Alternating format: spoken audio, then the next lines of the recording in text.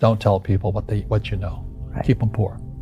But, unfortunately, the poor will always be amongst us because it starts up here. It's in their words, and the words become flesh. But when they say, I can't afford it or I can't do that, they become what they say. And I made so many people, I can't afford it. You think I'm made of money? My PhD dad, he says, what do you think I am, made of money? I can't afford that. And my rich dad would say, that's why he's poor. Poor people say, I can't afford it, I can't do that, I don't have time. Because it's an escape. It's an escape, you know what I mean? It's easy to say, I can't afford it. Oh, I'm too tired. Oh, I can't go to the gym. When you could go to the gym, but no, I can't. Truth is, I'm just too lazy to go to the gym. A question opens the mind, a statement closes the mind. See, when you say, I can't afford it, your mind shuts down, and you become what you say. But the thing is that we become creatures of our own habits. And until we break the habit, we don't change. Poverty is passed on. It's taught in your families. And middle class is taught in families. And so the people right now who are sitting at home, who are struggling financially or worried about money or unhappy, they may be making a lot of money, but unhappy with what they're doing, it was probably taught to you. Your superego was taught, get a job, work hard, or you'll never be rich, or the rich are evil, or whatever. If you're poor, you'll always be poor. Just like most pro athletes, they make millions of dollars, and 65% are bankrupt 5 years later. It's because they come from poor families.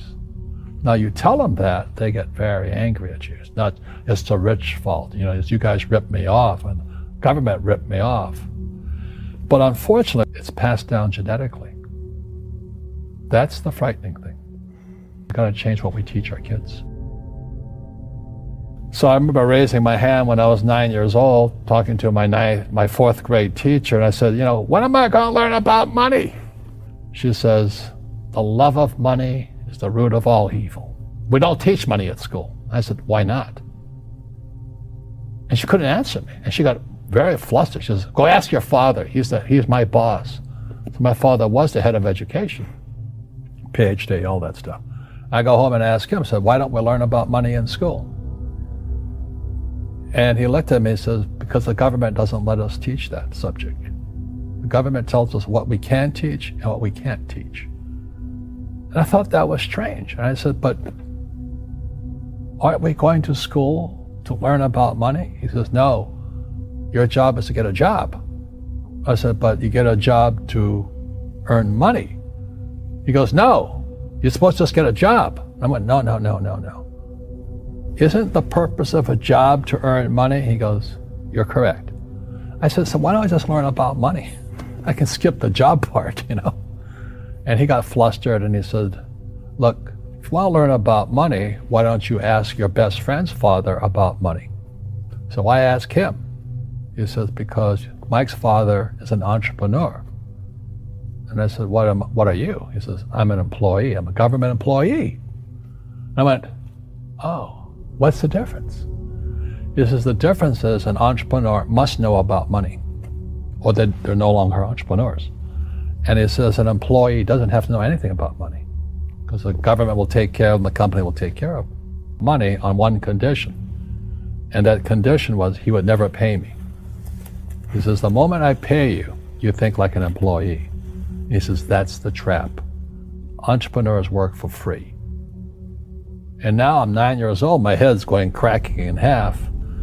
He says, you never want a paycheck. You understand that, kid? I said, okay, I got it.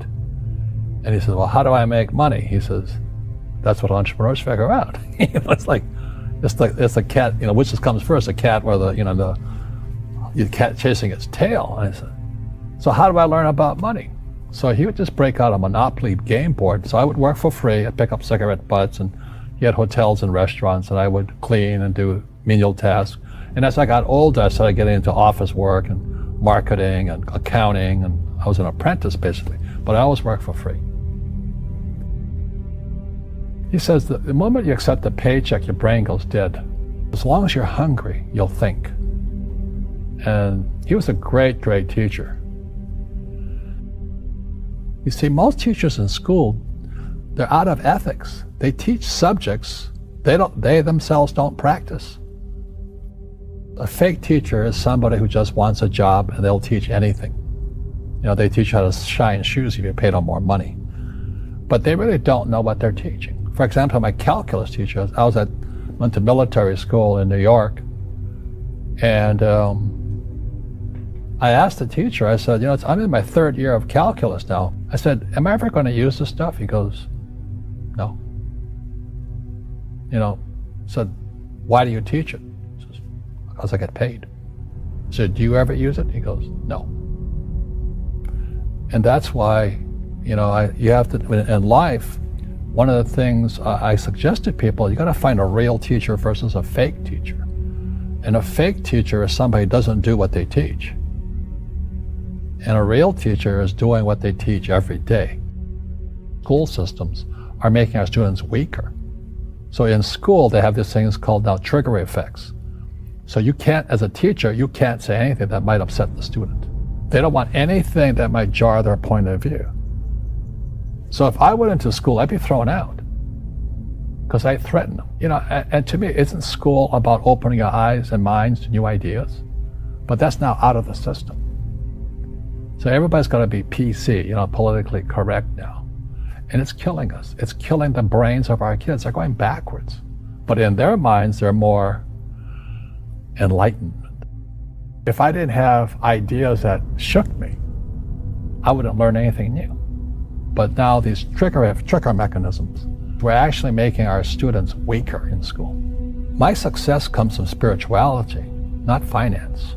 You see, people say, well, why don't you give the poor money? So the only problem with that is it just creates more poor people. You give a man a fish, you get a lot of people who want more fish, but you teach them to fish. We're more antagonistic, more antisocial. Social media is antisocial. That's the danger part. So the reason I'm speaking on spirituality, we got to evolve. It means meditation, it means yoga, it means praying, it means going to church, whatever it takes. But you got to get back to calm and peace and meditation.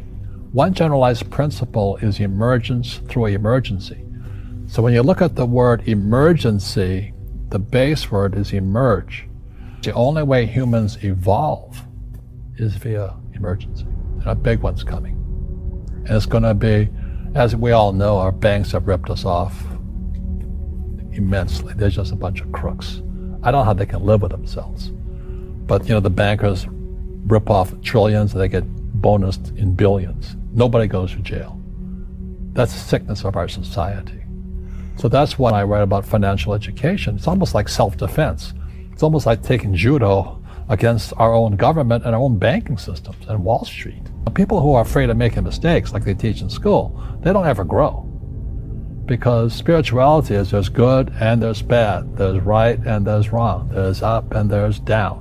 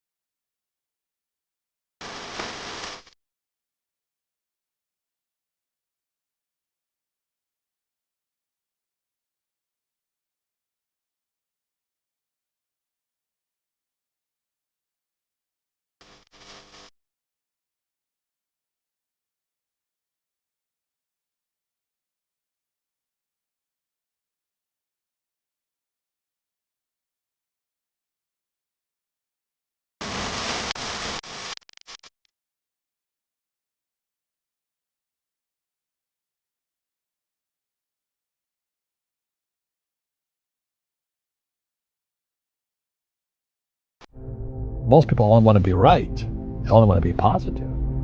Well, you can't have that. That's not reality. Every time I failed, it was like, good. I said, okay, what have I learned? And the average person, the reason they're poor is they haven't failed. They play it so safe. They haven't made any mistakes like they taught in school. That means they don't learn anything. That's why the school system's actually fundamentally corrupt. It's anti-education. don't make mistakes, and don't ask for help.